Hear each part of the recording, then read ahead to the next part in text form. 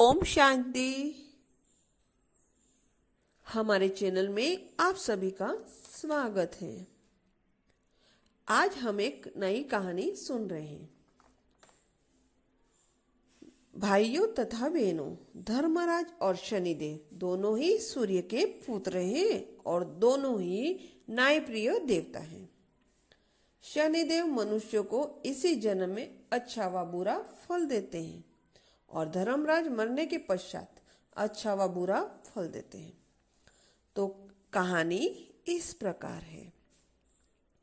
हमारे चैनल को सब्सक्राइब जरूर करें।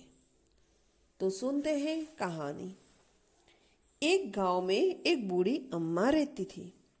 वह नियमित रूप से पूजा पाठ किया करती थी। एक दिन यमदूत उसी बूढ़ी अम्मा को लेने के लिए आ जाते हैं और वह उनके साथ चल दी। चलते चलते रास्ते में एक नदी आती है। यमदूत ने बूढ़ी माता से कहा, माई, तुमने गऊ का दान की हुई है? उस अम्मा ने उस गऊ का ध्यान किया और उसकी पूंछ पकड़कर वह नदी पार कर रही। आगे जाकर फिर रास्ते में कुत्ते आ गए। यमदूत फिर बोले, क्या कभी काले कुत्तों को खाना खिलाया था? बूढ़ी अम्मा ने ध्यान किया और कुत्तों को ध्यान में ही खाना खिलाया। वे भी रास्ते से हट गए। बूढ़ी अम्मा फिर यमदूतों के साथ आगे बढ़ी। आगे उसे काले कौवे मिले और उसके सिर पर चोंच मारने लग गए।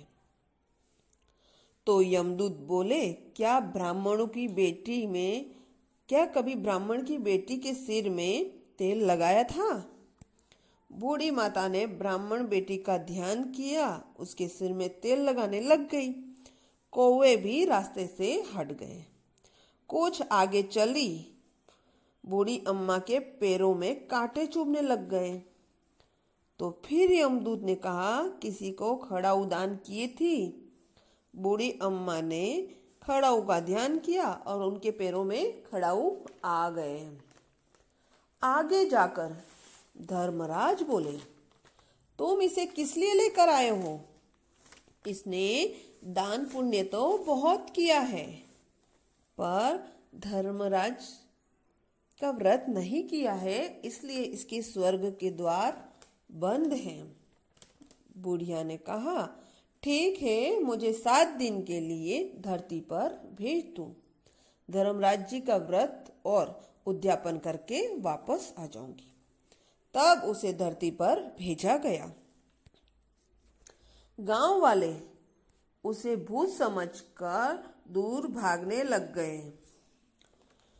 और वह अपने घर पहुंची तो बेटा बहू भी दूर भागने लग गए।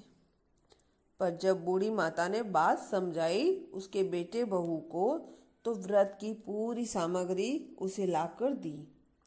जब बूढ़ी माता ने कथा करने लगी तो उसकी बेटे बहू को सुनने को कहा, परंतु उन्होंने सुनने को मना कर दिया और यह कह के मना करा कि हमारे पास टाइम नहीं है। तब एक पड़ोसन उसकी कथा सुनने को तैयार हुई। बूढ़ी माता ने 7 दिन का व्रत रखा और कहानी सुनाई और 8वें दिन स्वर्ग से विमान आ गया। उसके घर वाले, गांव वाले सभी विमान पर बैठने के लिए तैयार होते हैं। यमदूत कहते हैं, तुम सब कहाँ चले? धर्मराज की कहानी तो पड़ोसन ने सुनी है, इसलिए बस वही साथ जा सकते हैं। सभी गांव वाले बूढ़ी माता से कहानी सुनने का आग्रह करते हैं। बूढ़ी माता सबको कहानी सुनाती है। सब कहानी सुनते और सभी स्वर्ग के विमान पर बैठ स्वर्ग की ओर चलते हैं। स्वर्ग में पहुंचने के पश्चात धर्मराज कहते हैं, मैंने तो सिर्फ बूढ़ी माता को लाने को कहा और तुम सबको क्यों लेके आए हो? बूढ़ी माता कहती है, धर्मराज, मैंने जो भी पुण्य कर्म किए हैं उसमें से आधा फल सभी गांव वालों को दे दो। तो धर्मराज सभी को आधा फल गांव वालों को दे दिया और स्वर्ग में आने की जगह दे दी। धर्मराज का यह व्रत मकर संक्रांति से आरंभ कर मकर संक्रांति के लास्ट तक चलता है, यानी पूरा साल यह व्रत चलता है और पूरा साल यह कहानी सुननी और सुनानी पड़ती है। अगर सुनने वाला कोई न हो तो एक जल लोटा सामने रखकर यह कहानी सुनानी चाहिए। कहानी के साथ साथ दान पुण्य अवश्य करना चाहिए, तन मन भी शुद्ध रखना चाहिए। अच्छा, ओम शांति।